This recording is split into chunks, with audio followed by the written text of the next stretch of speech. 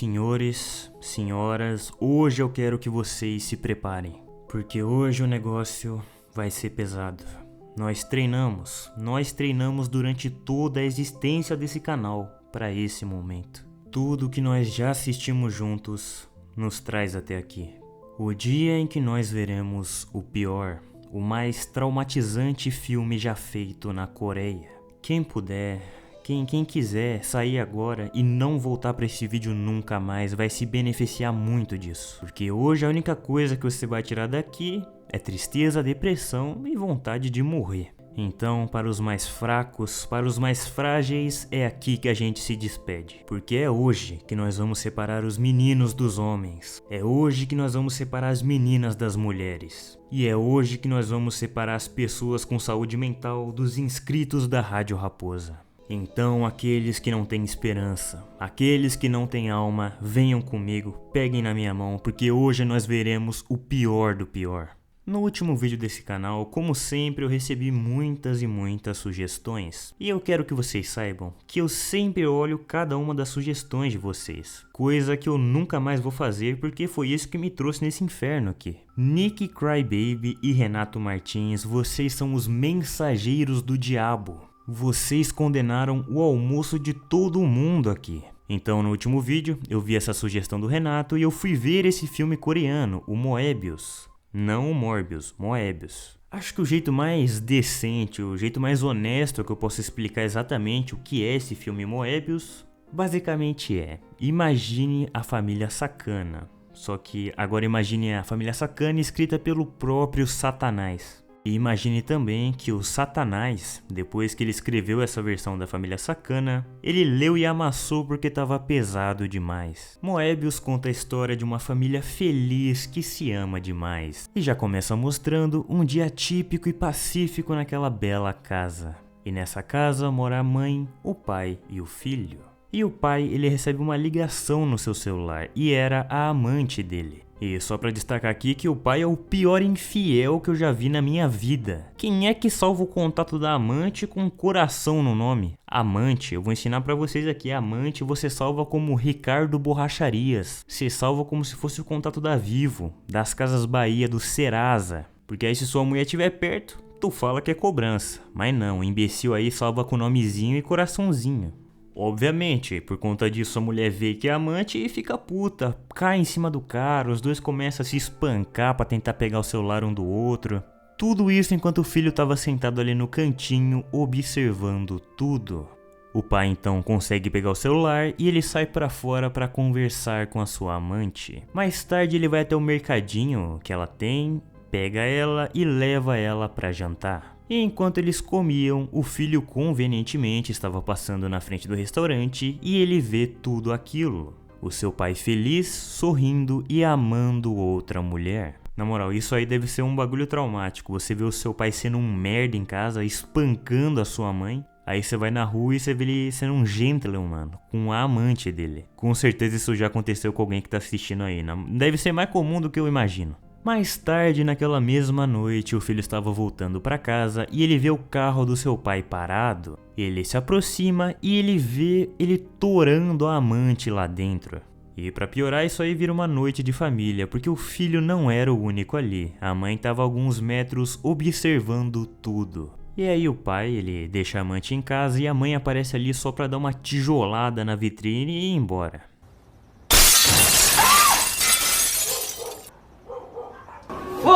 E quando ela chega em casa, ela vê que o marido tá dormindo depois de suar o caneco, né? Ela vai ver como o filho dela estava e ela flagra ele tocando uma gloriosa.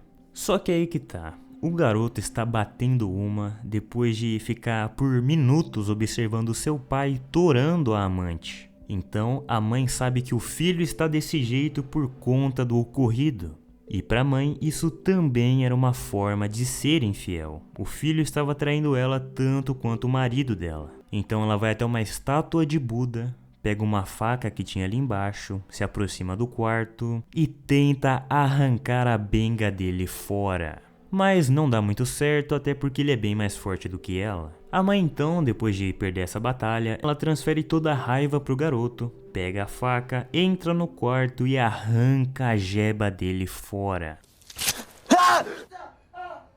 O pai, ele escuta os gritos, entra no quarto e presencia aquela cena da sua esposa com uma faca na mão e a jeba do filho na outra. Depois ele pede a benga do garoto de novo para ele tentar ir no hospital e colar, né? Porém, ela tem um ataque de raiva e por tudo que ele fez, ela engole a pica do garoto. Os dois entram em luta corporal, onde o pai tenta enfiar os dedos na garganta dela para fazer ela vomitar, mas sem sucesso. Então, prontamente o pai segura o filho nos braços e leva até o hospital, enquanto a mãe sai de casa para não voltar mais. Ela caminha pelas ruas quando ela vê um homem se ajoelhando e rezando para uma estátua de Buda, então ela decide seguir ele.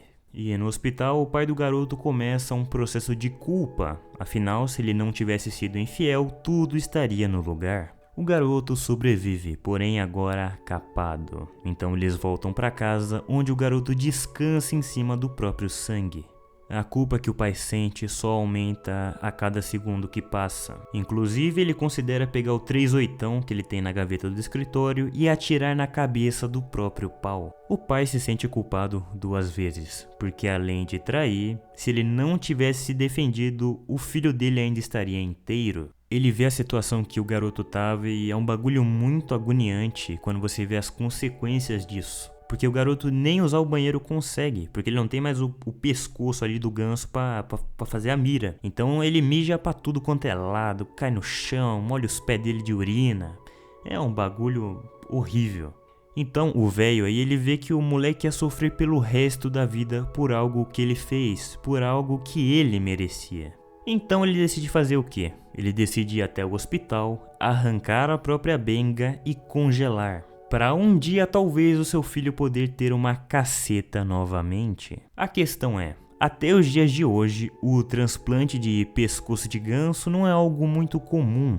Inclusive o primeiro que foi feito com sucesso foi feito agora em 2018. Ou seja, o doador do hashi tem.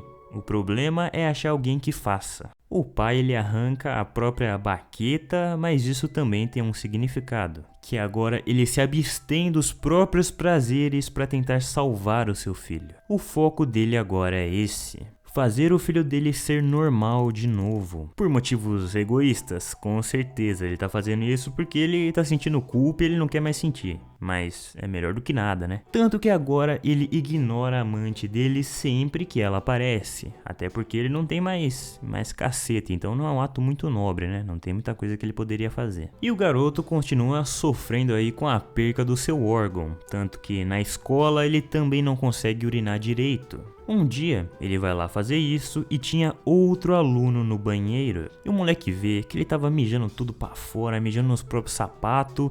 Então depois da aula ele junta um grupinho para eles verem o que estava acontecendo, para ver o que tinha no meio das pernas do garoto. Então eles pegam ele e abaixam as suas calças. O pai aparece e de primeira ele salva o seu filho, mas logo depois ele é espancado pelos 3 garotos. E após esse episódio, o moleque decide abandonar os estudos.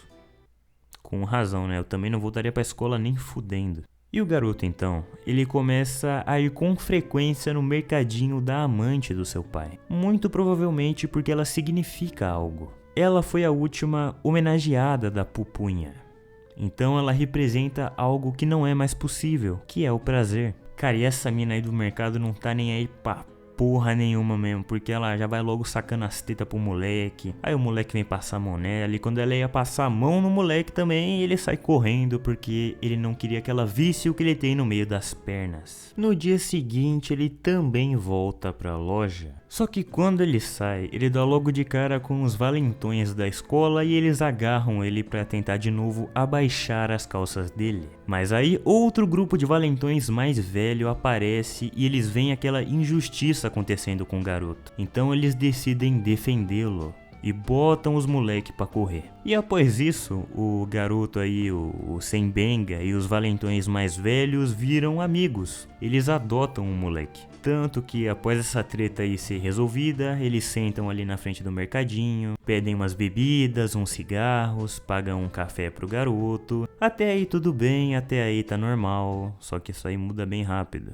Porque um dos delinquentes, ele começa a tentar estudar. Ele começa a tentar estudar a dona do mercadinho. Mas sempre que ele tentava isso, ela era defendida pelo garoto. E vendo essa proteção que o garoto fazia para ela, os 3 delinquentes decidem traçar um plano para cometer esse estudo. O mercadinho ali vira o point de encontro dos delinquentes. O garoto saía com eles, até porque ele não ia mais para a escola, não tinha nada para fazer, e ele saía com os amigos dele. Um dia, eles estavam lá na porta do mercadinho, de boa, quando o chefe dos delinquentes, ele vê que a dona do mercadinho está numa posição vulnerável, então ele rapidamente entra e leva ela para os fundos.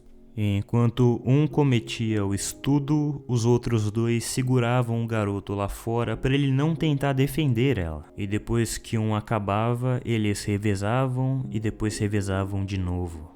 E quando todo mundo terminou de se aproveitar dela, eles deixaram o garoto fazer isso também, com medo de ser julgado ali pelos amigos dele, com medo de descobrir que ele não tinha uma peça. Ele começa a fingir que está estudando a mulher. Obviamente, depois que isso aí acaba, a mulher vai até a polícia, faz uma denúncia e os 4 são presos. O pai do garoto, ele chega na delegacia putaço e ele começa a argumentar com o policial que o filho dele não poderia ter cometido um estudo porque nem benga ele tem. Então ele chama o policial pra ver, ele tenta abaixar as calças do moleque, mas o moleque fica puto e começa a espancar o próprio pai.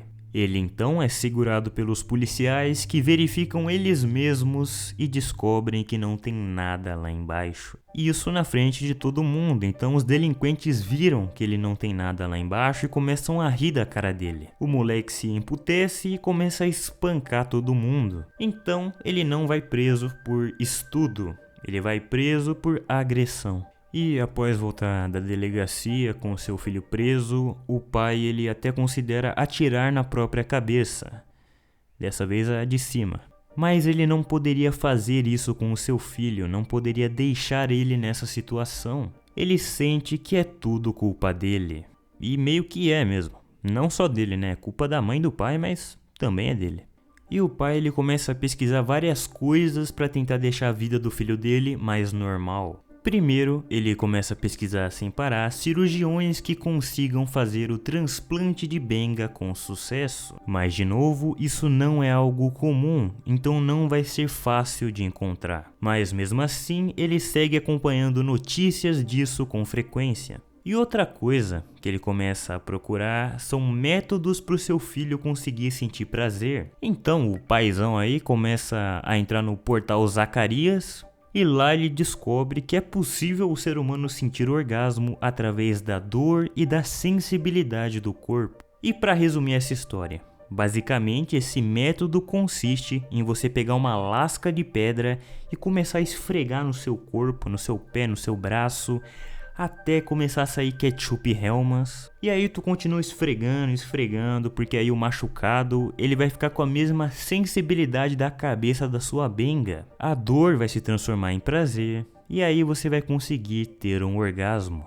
E o pai ele começa a testar esse método, ele pega uma lasca de pedra e começa a esfregar no próprio pé. Ele tenta uma vez, tenta outra, vai tentando até que finalmente funciona e ele tem um orgasmo. Ele consegue ejacular, fica com a mão toda melada. Então ele imprime as técnicas da punha-pedra e leva para o seu filho na cadeia.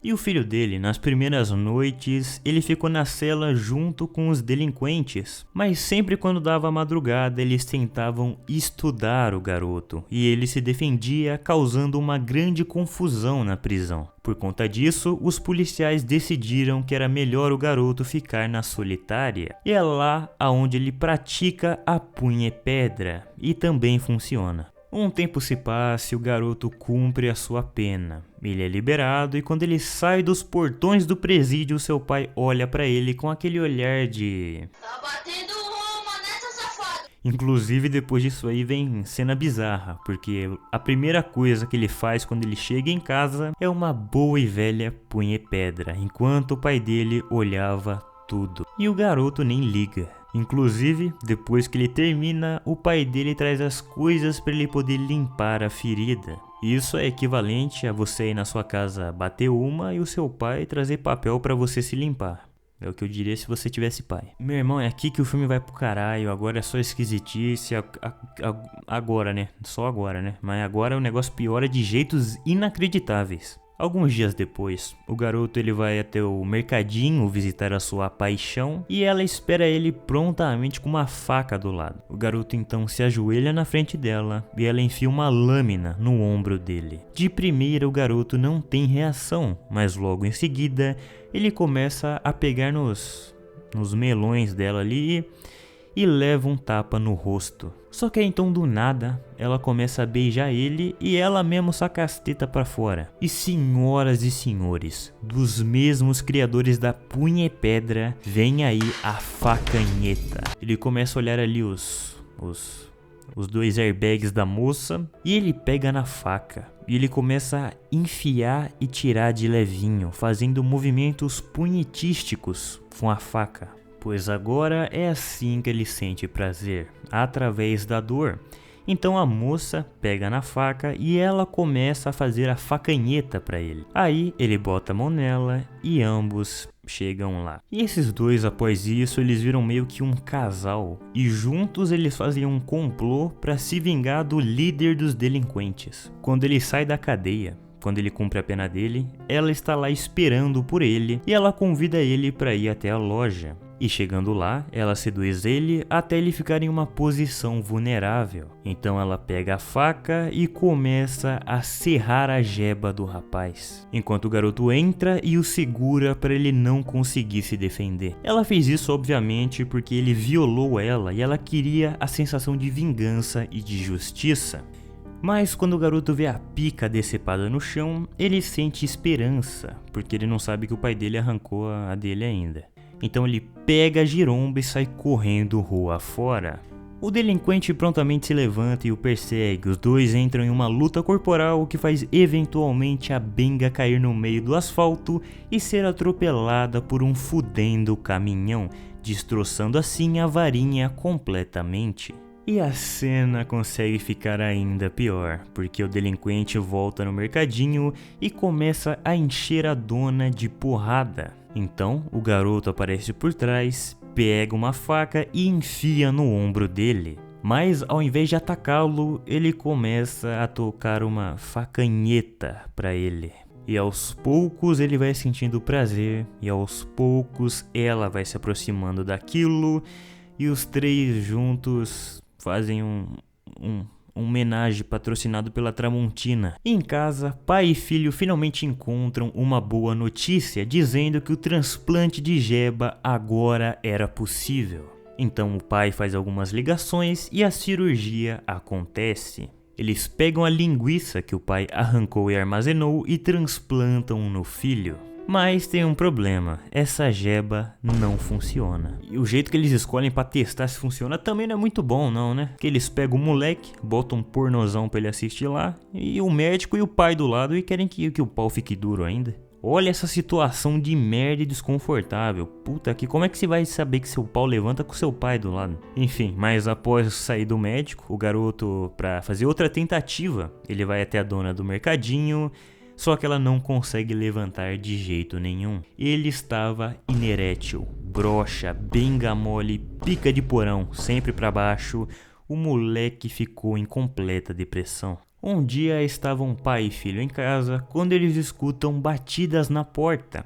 E era a mãe. Ela havia retornado para casa. Ela entra e vai dormir como se nada tivesse acontecido. Nessa noite, o pai dorme junto com o filho em seu quarto e no meio da madrugada, a mãe se enfia no meio deles e empurra o pai para fora da cama. Ela então, com saudade do seu filho, começa a passar a mão em seu rosto, fazendo carinho, aconchegando, e aí a peça dele se enrijece finalmente. O final desse filme, cara, é uma desgraça sem tamanho e sem cabimento nenhum. Porque basicamente a peça do rapaz só consegue levantar para a própria mãe dele. Depois que levanta essa primeira vez, no dia seguinte ele até vai até a dona do mercadinho para ver se sobe com ela também, mas não dá. Só fica duro com a própria mãe. E por algum motivo que só Deus sabe, a mãe gosta muito disso. Eu não tive tempo de pensar na filosofia por trás desse filme, porque enquanto eu assistia eu só pensava em suicídio.